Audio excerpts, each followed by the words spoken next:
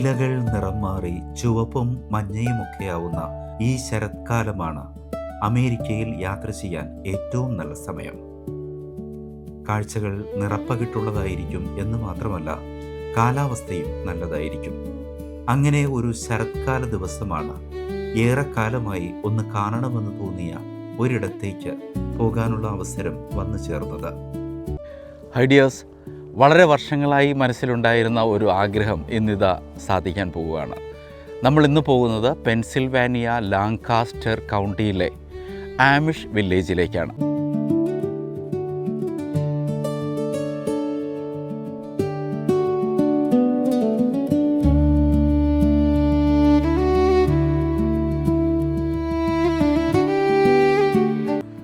വിൻമിൽസും horse റൈഡിങ്ങും പഴയ രീതിയിലുള്ള പ്രകൃതിയോട് ഇണങ്ങിച്ചേർന്നുള്ള ജീവിത രീതിയും കൃഷിയിടങ്ങളും ഒക്കെ നിറഞ്ഞ ഈ അമിഷ് വില്ലേജിലേക്ക് അവിടെയുള്ള സുന്ദരന്മാരെയും സുന്ദരിമാരെയും ഒക്കെ കൂടി കാണുക എന്നുള്ള ഒരു ആഗ്രഹം കൂടി ഈ യാത്രയിലുണ്ട്. ഇന്ന് ഈ യാത്രയിൽ നമ്മളോടൊപ്പം പങ്കുചേരുന്നത് സിബി ഡേവിഡും തമ്പി ആൻ്റണിയുമാണ്. ദീർഘകാലമായി അമേരിക്കയിൽ താമസിക്കുന്നവരായതുകൊണ്ട് തന്നെ അവർക്ക് എന്നെക്കാളും വ്യക്തതയോടെ, ഒരു ക്ലാരിറ്റിയോടെ ഈ അമിഷ് കൾച്ചറിനെ കുറിച്ചും ഇവിടുത്തെ ജീവിത ശൈലിയെക്കുറിച്ചും ഒക്കെ നിങ്ങളോട് പറഞ്ഞു തരാൻ കഴിയും. പറ്റുമെങ്കിൽ നമുക്ക് അമിഷ് വില്ലേജിലെ ചിലരുമായി ഒന്ന് സംസാരിക്കാൻ സാധിക്കുകയാണെങ്കിൽ അതുകൂടി പകർത്തി അവതരിപ്പിക്കാം.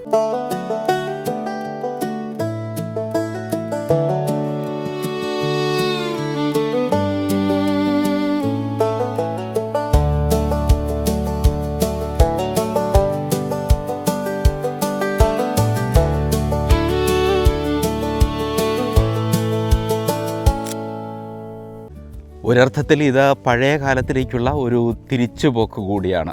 വേണമെങ്കിൽ ഒരു ടൈം ട്രാവൽ എന്നൊക്കെ പറയാമെന്ന് തോന്നുന്നു.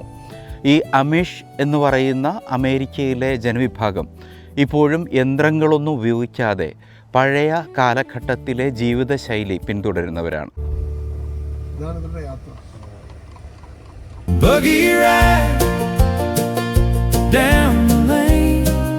അമിഷ് വില്ലേജിലെ ഭക്ഷണ രീതിയും വളരെ വ്യത്യസ്തമാണ് എന്ന് കേട്ടിട്ടുണ്ട്. അത് എന്താണെന്ന് കൂടി നമുക്കിന്ന് നോക്കാം.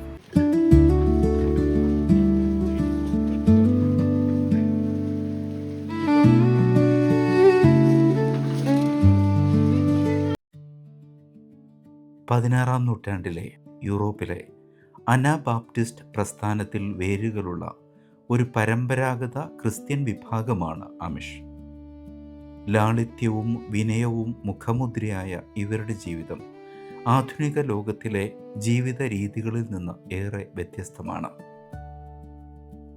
സ്വിറ്റ്സർലൻഡിലെ മതനേതാവായ ജേക്കബ് അമ്മാൻ്റെ പഠിപ്പിക്കലുകൾ ഇവർ പിന്തുടരുന്നു. യൂറോപ്പിൽ പീഡനം നേരിട്ടതിനാൽ നിരവധി അമിഷ് കുടുംബങ്ങൾ 18-ാം നൂറ്റാണ്ടിൽ വടക്കേ അമേരിക്കയിലേക്ക് കുടിയേറി. പ്രധാനമായും പെൻസിൽവാനിയ, ഒഹായോ, ഇൻഡ്യാന തുടങ്ങിയ പ്രദേശങ്ങളിൽ സ്ഥിര താമസമാക്കി.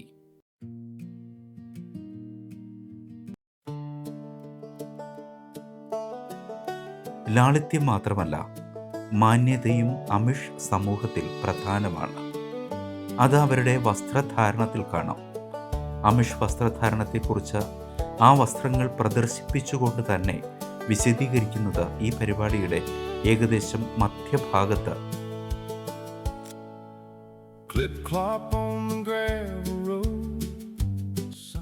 ടെലിവിഷൻ, മൊബൈൽ ഫോൺ അതുപോലുള്ള ആധുനിക സാങ്കേതിക വിദ്യ അവർ ഒഴിവാക്കിയിരിക്കുന്നു. യന്ത്രങ്ങളുടെയും വൈദ്യുതിയുടെയും ഉപയോഗവും വളരെ പരിമിതമാണ്. അത് കുടുംബ സമൂഹ ബന്ധങ്ങളെ തകർക്കുമെന്ന് അവർ വിശ്വസിക്കുന്നു. ജീവിതത്തെ ലളിതമാക്കാനുള്ള ബോധപൂർവമായ തിരഞ്ഞെടുപ്പുകളാണ് അമിഷ് സമൂഹത്തെ വേറിട്ടതാക്കുന്നത്. കുതിരവണ്ടികളിലാണ് സഞ്ചാരം. അമിഷുകാരുടെ കുതിരവണ്ടിയിലിരുന്ന് അവരുടെ വില്ലേജ് ചുറ്റിക്കറങ്ങി കാണാനുള്ള ഭാഗ്യം ഞങ്ങൾക്കുണ്ടായി. വരും ഭാഗങ്ങളിൽ നിങ്ങൾക്കത് കാണാം. പരമ്പരാഗത രീതികൾ ഉപയോഗിച്ച് കൃഷി ചെയ്യുന്നു. ഔപചാരിക വിദ്യാഭ്യാസം 8-ാം ക്ലാസ്സിൽ അവസാനിക്കുന്നു. നമ്മൾ ഇന്ന് ജീവിക്കുന്ന ലോകത്തിലെ ജീവിത സൗകര്യങ്ങളിൽ നിന്ന് നോക്കുമ്പോൾ ഒരുപക്ഷേ അമിഷ് സമൂഹം വളരെ പ്രാകൃതമാണെന്ന് ചിലർക്കെങ്കിലും തോന്നാം. എങ്കിലും അവരുയർത്തുന്ന മൂല്യബോധം അനുകരണീയമാണ്. ജീവിതത്തിൻ്റെ ക്ഷണികതയെക്കുറിച്ചുള്ള ഓർമ്മപ്പെടുത്തലാണ്. Buggy ride down the lane, world slows down, we stay the same, just you, just me, oh pain and rains, buggy ride down the lane.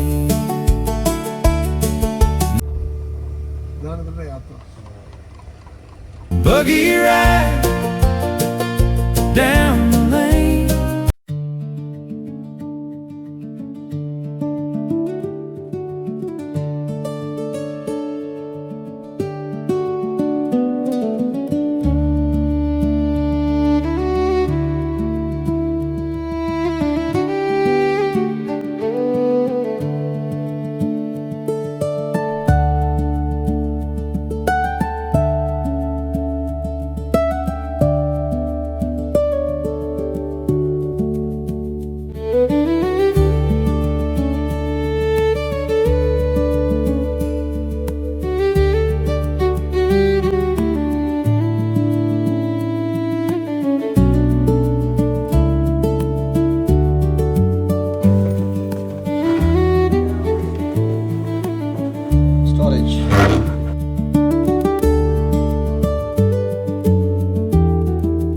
നമ്മൾ ഒരു ആക്ച്വൽ അമിഷ് വില്ലേജിനകത്ത് പ്രവേശിക്കുന്നതിന് മുൻപുള്ള ഒരു അതിൻ്റെ ഒരു ഡെമോ പോലുള്ള ഒരു വീടും പശ്ചാത്തലമൊക്കെയാണ് നമ്മൾ ഇപ്പോൾ കണ്ടത്.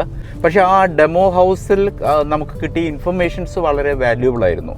അതിലവർ പ്രധാനമായിട്ടും പറഞ്ഞത്, നമ്മളുടെയൊക്കെ ധാരണ ഈ അമിഷ് കമ്മ്യൂണിറ്റി എന്ന് പറയുന്നത് ഇലക്ട്രിസിറ്റി അല്പം പോലും ഉപയോഗിക്കാത്തവർ, യന്ത്രങ്ങൾ അല്പം പോലും ഉപയോഗിക്കാത്തവർ എന്നൊക്കെയാണല്ലോ നമ്മൾ പല വീഡിയോസിലും ഒക്കെ കാണുന്നത്. നമ്മൾ ഗൂഗിളിൽ സെർച്ച് ചെയ്താലും കിട്ടുന്ന ഇൻഫർമേഷൻസ് പലതും അങ്ങനെയാണ്. എന്നാൽ അതിലൊരു ചെറിയ തിരുത്ത് ഇപ്പോൾ നേരിട്ട് കണ്ടപ്പോൾ മനസ്സിലാകുന്നത്, ഇവർ ഇലക്ട്രിസിറ്റി ഉപയോഗിക്കാത്തതിൻ്റെ ഒരേ ഒരു കാരണം ബാഹ്യ ലോകവുമായിട്ടുള്ള ബന്ധം അവർ ഇഷ്ടപ്പെടുന്നില്ല എന്നതുകൊണ്ട് മാത്രമാണ്. എന്നാൽ അവർക്ക് ആവശ്യമായ വൈദ്യുതി അവർ സ്വയം ഉൽപ്പാദിപ്പിക്കുകയും അത് ഉപയോഗിക്കുകയും ചെയ്യുന്നുണ്ട്. അവർ ബാറ്ററി ഉപയോഗിക്കുന്നുണ്ട്. ഇപ്പോൾ പല അമിഷ് ഫാമിലികളും സോളാർ ഉൾപ്പെടെയുള്ളത് ഉപയോഗിക്കുന്നുണ്ട്. നമ്മൾ ആക്ച്വലി കാണുന്ന ആ നീളമുള്ള തൂണുകൾ എന്താണ് ശിവ ചേട്ടാ? അതിന് സിലോ എന്നാണ് പറയുന്നത്. സിലോസ് എന്ന് പറഞ്ഞാൽ അത് ഈ കോണ് ഹാർവെസ്റ്റ് ഒക്കെ കഴിയുമ്പോൾ സ്റ്റോർ ചെയ്യാനുള്ള സംവിധാനങ്ങളായിട്ടാണ് മനസ്സിലാക്കുന്നത്. ഈ പ്രത്യേകിച്ച് കൃഷിപ്പാടങ്ങളാണല്ലോ അമിഷ് വില്ലേജിൻ്റെ ഒരു സവിശേഷത.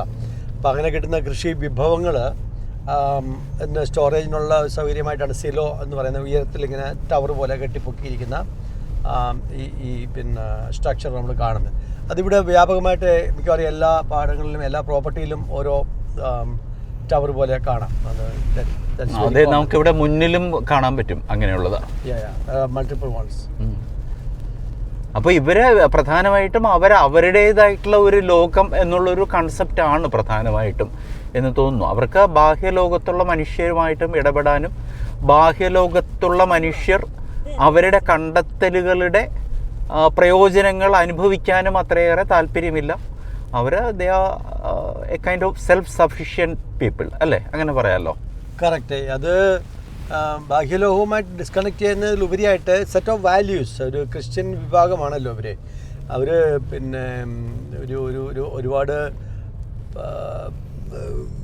മതപരമായിട്ടുള്ള ഒരു സ്വാതന്ത്ര്യത്തിന്, അവരുടേതായ രീതിയിൽ ജീവിക്കാനുള്ള ഒരു സ്വാതന്ത്ര്യത്തിന് വേണ്ടിയാണ് അവർ സ്വിറ്റ്സർലൻഡിൽ നിന്ന് ജർമ്മനിയിലേക്കും പിന്നീട് ഇങ്ങനെ അമേരിക്കയിലേക്കുമായിട്ടൊക്കെ കുടിയേറി വന്ന് അവരുടേതായ ജീവിതശൈലി തുടരുന്നത്.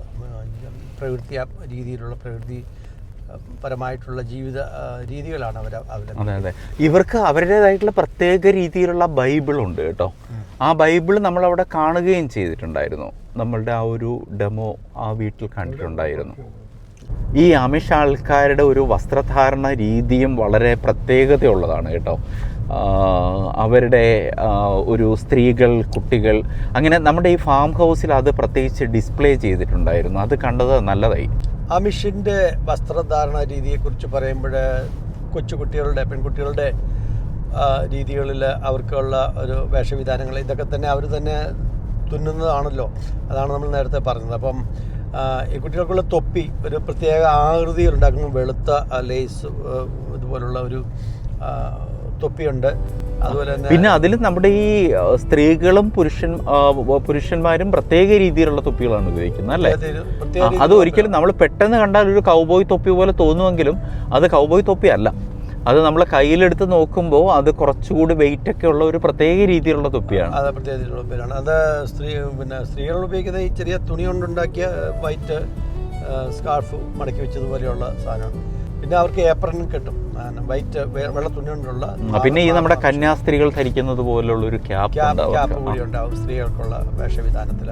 ആൺകുട്ടികൾക്കാണെങ്കിൽ അവരുടെ വേഷവിധാനത്തിലുള്ളതാണ് ഈ പാൻറ് അവർക്ക്. അപ്പൊ ഈ ഷൂസും ഈ വസ്ത്രങ്ങളും എല്ലാം അവർ തന്നെയാണോ ചെയ്യുന്നത്? അവർ തന്നെയാണ് ചെയ്യുന്നത്. അവർ ബെൽറ്റ് ധരിക്കില്ല. ബെൽറ്റ് ധരിക്കുമ്പോൾ അവർ സസ്പെൻഡഡ് ആയിട്ടുള്ള പാൻറ്റിൻ്റെ ബെൽറ്റാണ്. അതായത് തോളത്തുകൂടി പാൻറ്റിൻ്റെ ബെൽറ്റ് എന്ന് പറയുന്നത് താഴെ രണ്ട് സൈഡിലും തോളത്തുകൂടി ആയിരിക്കും അത് ബാക്കിലോട്ട് ഹുക്ക് ചെയ്യുന്നത്. അപ്പോൾ അതിന് ബെൽറ്റ് കെട്ടാറില്ല. കാരണം ബെൽറ്റ് കെട്ടാത്തതിന് കാരണം അവരത് കൂടുതൽ ടു മിലിറ്ററി ആയി പോവും ബെൽറ്റൊക്കെ കെട്ടിയാലെന്നുള്ളതാണ്. അവരുടെ കൾച്ചറിൽ അത് അനുവദിക്കുന്നില്ല. കാരണം അവർ ദൈവത്തെയാണ് കൂടുതലായിട്ടും പ്ലീസ് ചെയ്യുന്നത്. പിന്നെ ഈ അതുപോലെ ഒരു ഘടകമാണ് മീശ വയ്ക്കില്ല ആണുങ്ങൾ. മീശ ചുണ്ടിന് മേലെയുള്ള മീശ ഇല്ലാതെയാണ്. കാരണം അത് അല്ല, ചുണ്ടിന് മേളിലല്ലേ മീശയുള്ളൂ? അല്ല, അവർ താടി കഴിച്ചല്ലേ? അല്ല, അതിന് മീശ എന്നല്ലോ പറയുന്നത്. അല്ല, താടി മീശ എന്ന് പറയില്ലേ? ചുണ്ടിന് മേളിലുള്ള മീശ വയ്ക്കില്ല എന്ന് പറയുമ്പോഴേ. അതെ അതെ, എന്റെ സിബിച്ചേട്ടാ, മീശ വയ്ക്കില്ല, താടി മീശ ഉണ്ടല്ലോ, താടി വയ്ക്കും. അപ്പൊ അതങ്ങനെയാണ് അതിന്റെ സംവിധാനം.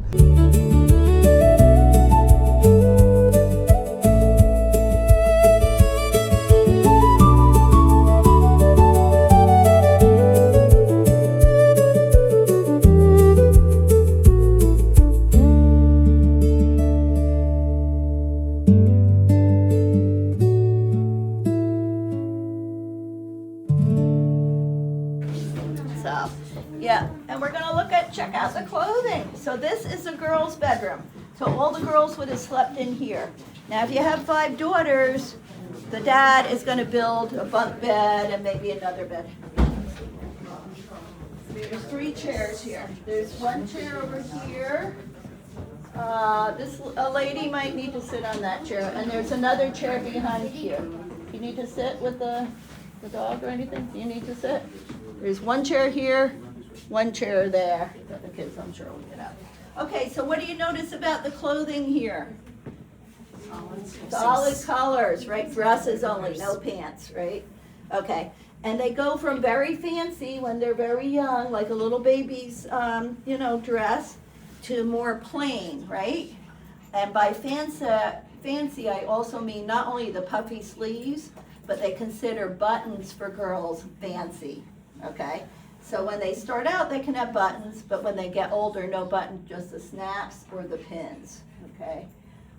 So during the week, the girls and the women wear a black apron because they're working, all right? Now, remember I mentioned like a young woman might work for an English business, like housekeeping they work in restaurants, sometimes they do landscaping too. So it's really interesting with the landscaping. The English guy comes up in the truck, he drops off 4 young Amish teenage girls, and they do all the work, and then he comes and picks them back up. Okay, but the black apron is what they wear, and it's a separate piece from the dress itself. Because if you think about it, they don't usually have a dryer, so they're hanging everything up outdoors to dry. They have a washing machine. So they have to conserve the clothes, because if you're doing laundry for 10 kids, which I can't even imagine, 2 kids for me was enough. Very busy, right? Okay, just even laundry. So then that will help you out. You got the bench wagon, you got a tobacco barn, because tobacco's their #1 cash crop. You have a blacksmith shop, you got a well, you got all kinds of cool stuff. Everything is numbered and also has signs. In a land where the highways fade away and the noise of the world gently sways, there's a road road made of dust and grace, where silence has a sacred place. No flashing lights, no restless race, just honest work and a steady pace. A morning prayer, a wooden door, and hearts that ask for nothing more. Where time walks slow and the soul can breathe in fields of gold and autumn leaves.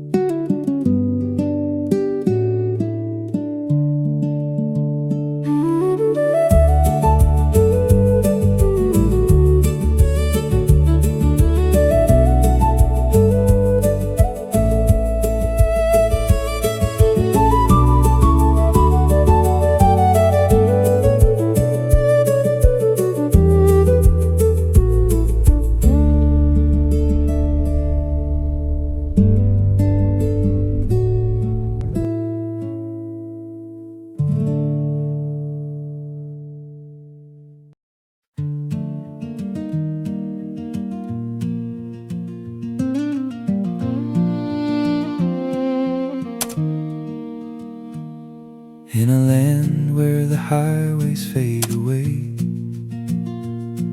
and the noise of the world gently sways, there's a road made of dust and grace, where silence has a sacred place.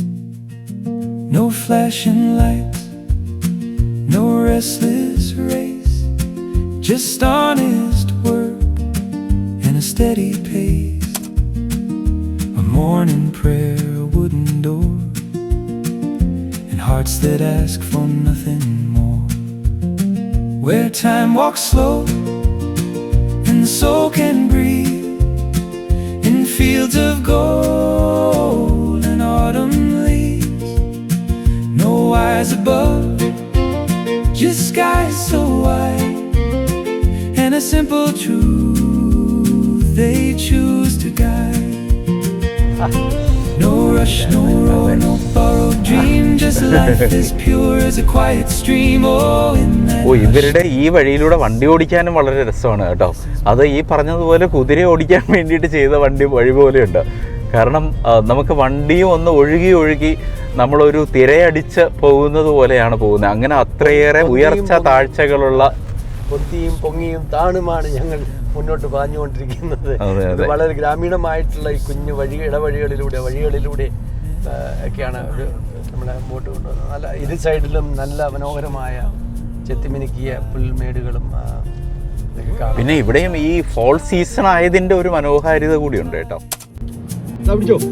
no screens to steal the evening.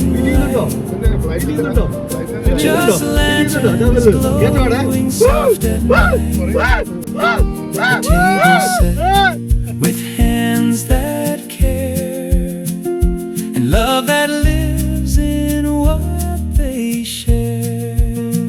Where time walks slow and the soul can breathe in fields of gold and autumn leaves.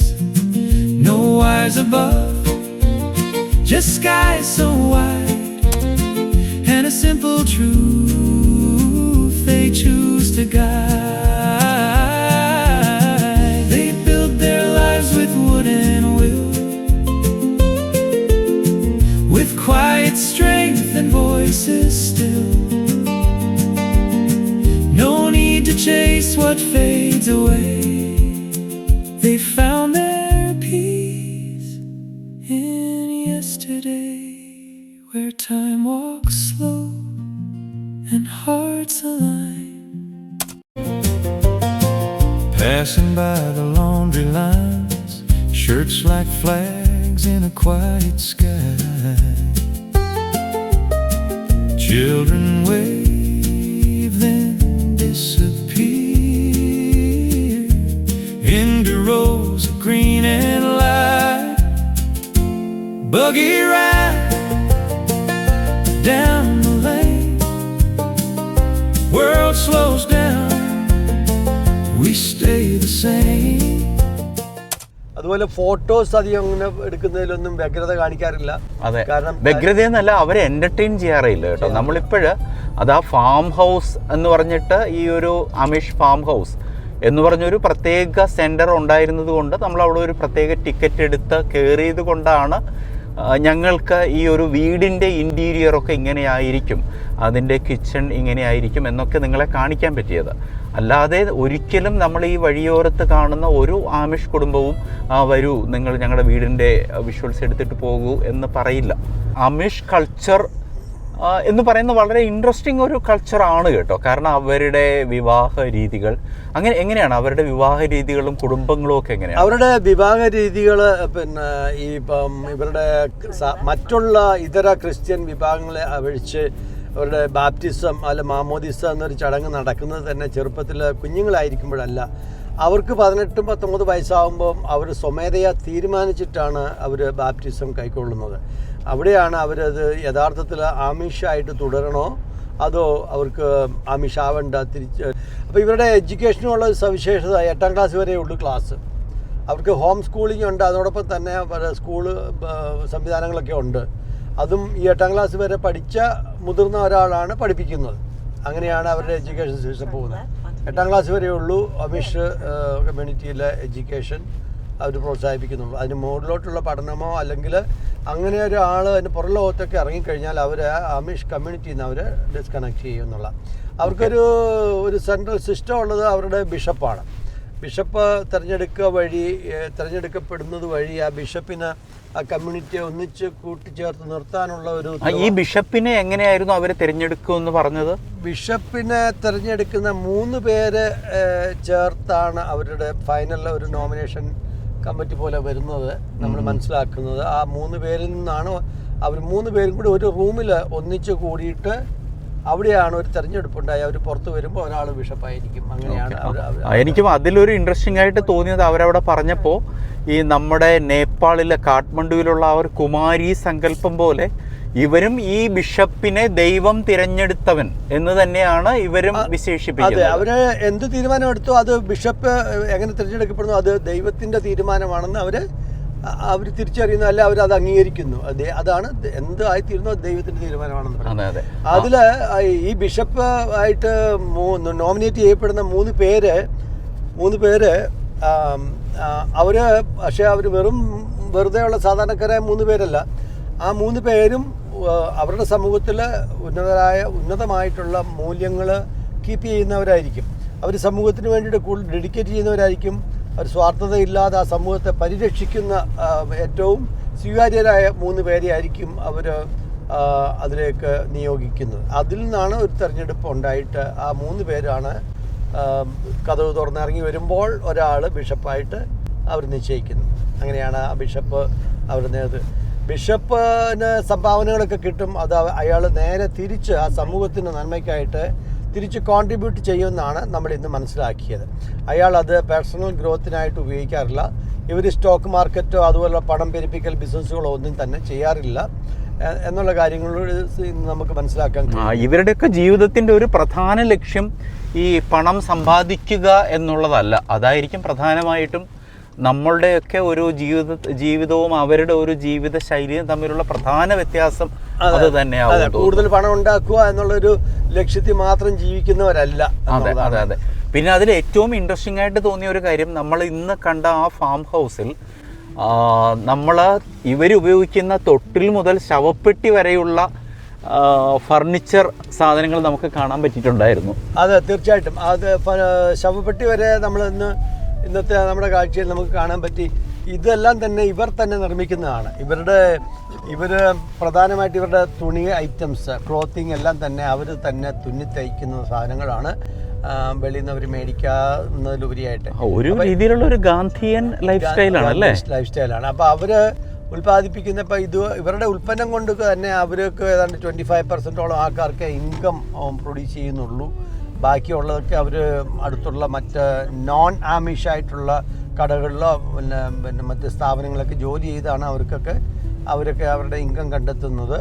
പിന്നെ പ്രത്യേകിച്ചുള്ള മറ്റൊരു കാര്യം, ഞായറാഴ്ചകളിൽ ഇവർ ഒരു ജോലിയും ചെയ്യാറില്ല. മതപരമായ ഒരു ആചാരപരമായ കാര്യമാണ് അവരത് വർഷിപ്പിക്കാനുള്ളൂ.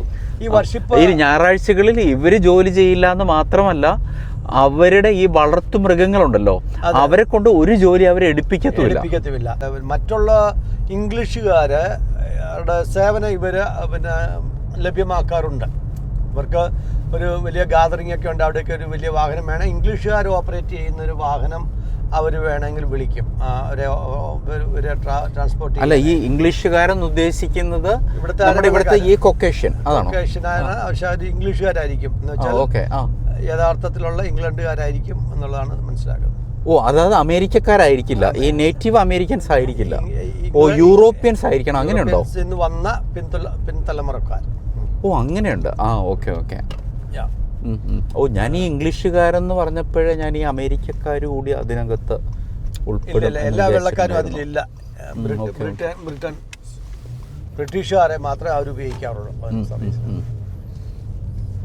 അങ്ങനെ ഇന്ന് ഒത്തിരി പ്രധാനപ്പെട്ട കാര്യങ്ങൾ നമുക്ക് ഈ ഒരു കമ്മ്യൂണിറ്റിയെ പറ്റി മനസ്സിലാക്കാൻ കഴിഞ്ഞു.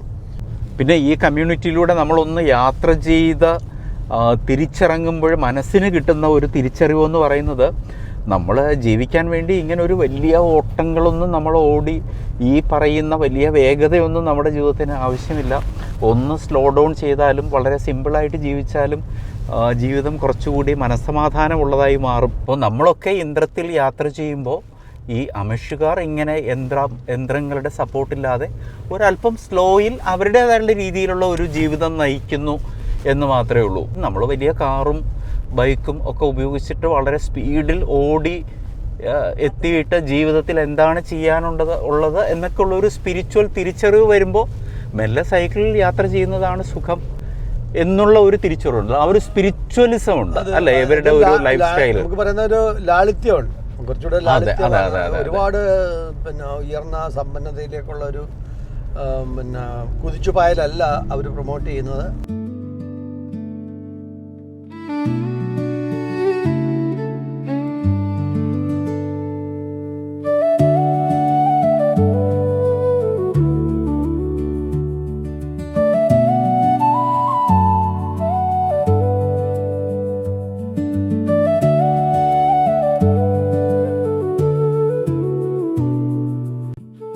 അമിഷ് വില്ലേജിലൂടെയുള്ള യാത്രയിൽ ഞങ്ങളൊരു ആൻറ്റിക് സ്റ്റോറും കണ്ടു.